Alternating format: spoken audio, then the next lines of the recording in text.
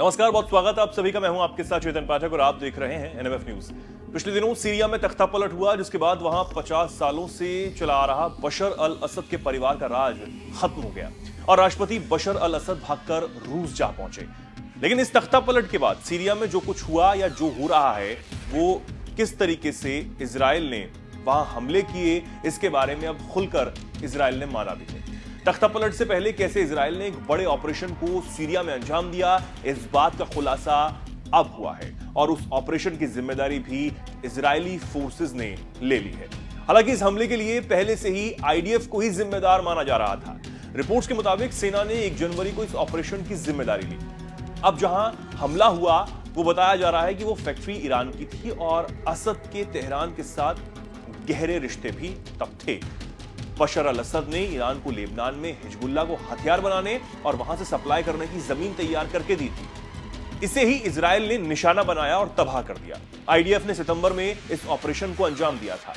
Operation का मकसद Hezbollah के लिए मिसाइलों को बनाने के लिए बनी अंडरग्राउंड ईरानी साइट को तबाह करना था। इजरायली सैनिकों ने सीरिया के मस्याफ में CERS पर जमकर अटैक किया। रिपोर्ट के मुताबिक ये साइट इजराइल से 200 किलोमीटर दूर है और 200 किलोमीटर दूर जाकर इजरायली फोर्सेस ने इस मिशन को अंजाम दिया। आईडीएफ ने इस पर 5 साल से नजर बनाई हुई थी।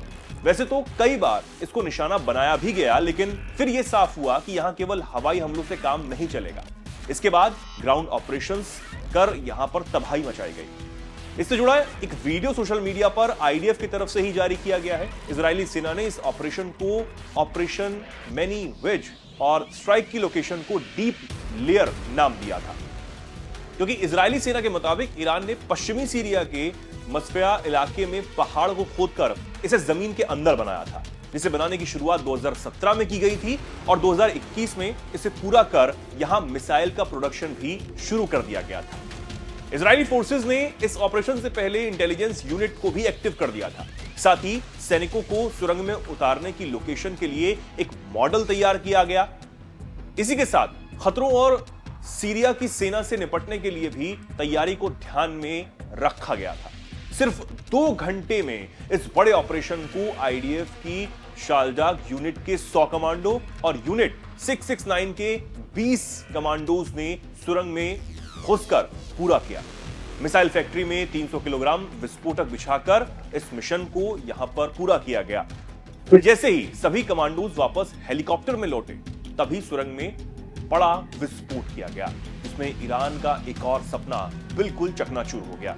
आईडीएफ के मुताबिक अंडरग्राउंड बनी इस मिसाइल फैक्ट्री का आकार एक घोड़े की नाल की तरह था, जिसके 3 एंट्री गेट्स थे।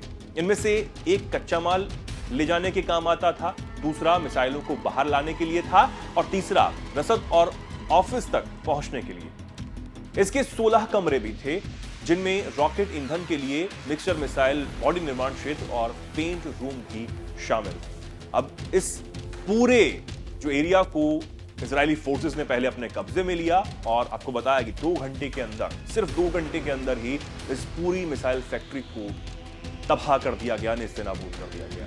इजरायली फोर्सेस रुक नहीं रहे हैं और वो बार बार इस बात को कह रहे हैं कि ईरान और ईरान से जुड़े जितने भी नेटवर्क हैं, उनको अब सिर्फ खत्म ही किया जाएगा। बार बार इजरायली फोर्सेस सोशल मीडिया के जरिए भी उस जख्म को बार बार याद कर रहे हैं, जब 7 अक्टूबर 2023 को हमास की तरफ से इजराइल की सीमा पर हमला किया गया और कई नागरिकों को बंधक बनाया गया। वो बार बार ये कह रहे हैं कि उस तारीख को कभी भुलाया नहीं जा सकता और उस तारीख को ही याद करते हुए ईरान और उसके प्रॉक्सीज को तबाह किया जा रहा है। आप इस पर क्या सोचते हैं, क्या कुछ कहना चाहेंगे? कमेंट सेक्शन में आप जरूर अपनी बात रखें और देखते रहें एनएमएफ।